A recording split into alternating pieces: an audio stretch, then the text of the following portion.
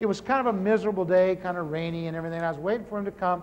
And here comes this guy walking along, and he's got one of these signs, like an Eat at Joe's type of sign, you know, front and back. And on the front it said, "I am a fool for Christ." And on the back it said, "Whose fool are you?"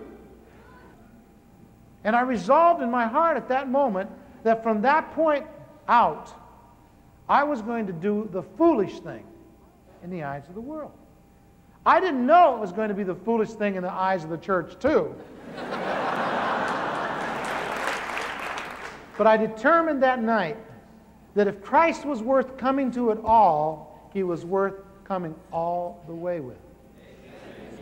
And so I got up from there, and I made a fool ever since.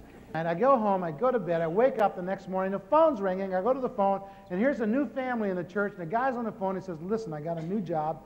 I've got to go to work today. I've got a brand new job. It's just starting today. My wife's sick with a fever. Can you come over and pray for her so she'll get well so she can take care of the kids so I can go to my new job?"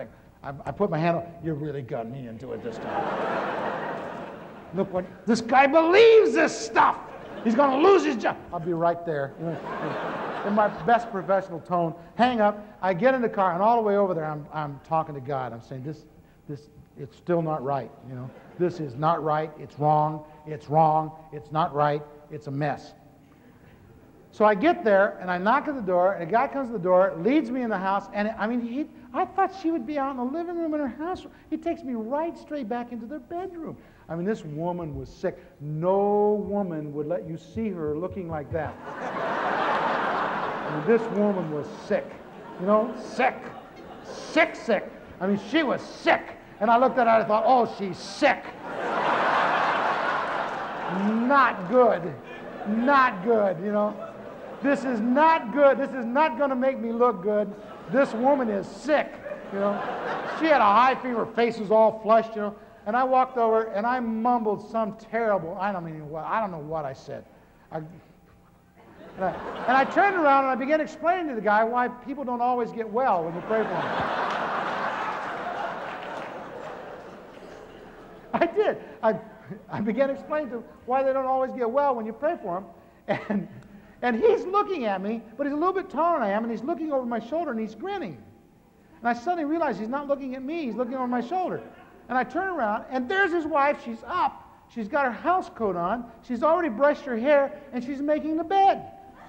And I said, "What happened to you?"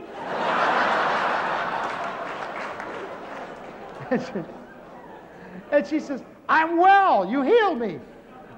I said, "Oh, no, I can't heal anybody." And she said, "Well, you healed me. I'm feeling fine. You know, would you like to stay for some coffee or something, you know?" I said, "No, I think I'll just go." And so there I went out the door. And I get on the front lawn, and I look up, and I go, "All right! You know, we got one!"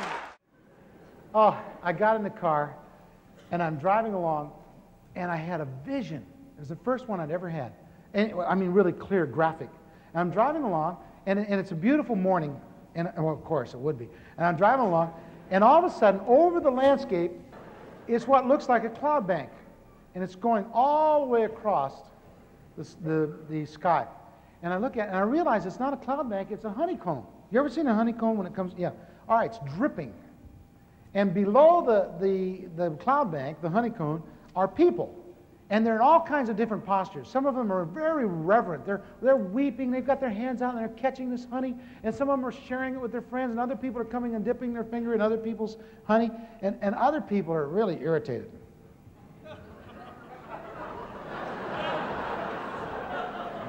You know, trying to get out of this honey, and they don't like it. And I'm looking at this thing, you know, and I'm so excited. I pull over the side of the road, and I'm sitting there looking at it, and I said, "God, what is it? What is it?" And he said, "John, that's my mercy." He says, "For some people, it's a blessing, and for some people, it's not." He said, "John, don't ever beg me for healing again. Look at it. There's plenty for everyone. John, the problem isn't on my end. The problem is down there where you are."